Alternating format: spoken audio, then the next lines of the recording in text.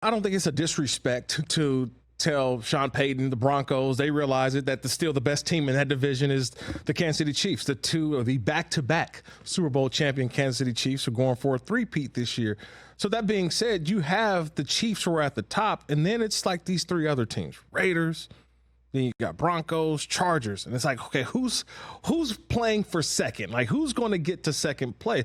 I just say that because what's the real life expectations now with Bo Nix starting at quarterback? Does this put them in a situation where they feel like, hey, we're getting closer to the Chiefs to be the second best team in this division? Or is it a situation like, okay, it's still wait and see. We've got our guy, but we still want to see him improve or develop in that starting spot?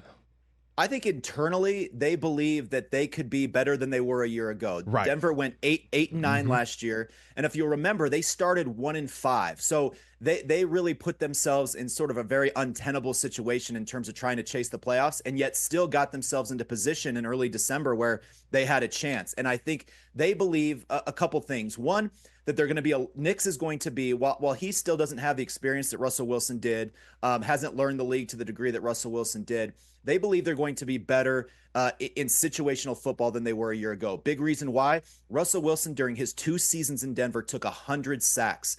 Bo Nix, that's one of his strengths. He got sacked only 5 times at Oregon a season ago. His senior year in high school, didn't get sacked once. That's just part of his DNA as a quarterback. And they believe that that will allow them to avoid a lot of the negative situations that kept them from creating offensive momentum. And then situationally, they were one of the worst teams in the short red zone area last year. They've shown a lot of proficiency in that so far in training camp and in the preseason. And then on the defensive side of the football, their real Achilles heel was that they could not stop the run last year. Last in the league, gave up 5 yards per carry. They go out, they trade for John Franklin Myers from the Jets. They signed Malcolm Roach, kind of a specialist run stopper from the New Orleans Saints.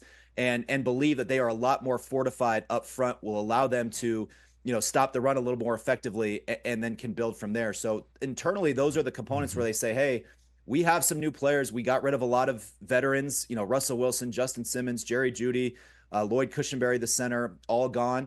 But they believe in Bo Nix. They believe in this draft class that they just added. And when you put all that together, there's a lot of internal optimism that there's no reason we can't be better than we were a year ago. Sean Payton, year 2 now. What do we expect from him, or how has he been around the building? I think a lot of expectations last year. He was supposed to change Russ, and the Broncos, they got the head coach that they finally needed. No Russ there this year. So how has training camp been? How is this new Sean Payton in year 2? Yeah, it's another great question. I think people, national reporters who have come in, who have a relationship with Sean, people like my own colleague, Diana Rossini, Kay Adams, who's known him for a long time, who have cycled through during their training camp tours and spent time with Sean Payton, have remarked that, he seems as kind of loose and energized as he has, really in a long time. And I think part of that is he's really excited to work with Bo Nix. It starts there.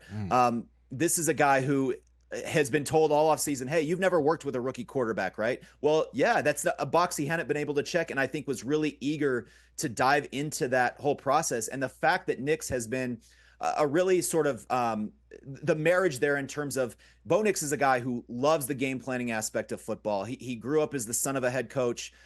His dad, of course, was a quarterback at Auburn. He really relishes that part of it. And so there's a real kinship, I think, between the two of them in that mode. And so Sean Payton is really deriving, I think, a lot of energy from that. And then overall, they have a younger team than he typically has had over the last few years. And that has allowed him to really kind of set the culture that he wants to, more than he was a year ago. It's a lot more of, quote unquote, his guys that are in the building now. And I think that's been re-energizing, and what that will ultimately mean for where they go this year remains to be seen. But they definitely, the training camp had a different vibe to it this year ago. It was a lot more, he still runs a tough camp. They run gassers after practice. They, they're thudding. There's guys playing in the preseason on all those sorts of things. But I think the general vibe of it was a lot more energy to it this year. Catch the Rich Eisen Show every single day on the Roku channel, 12 to 3 Eastern, for free.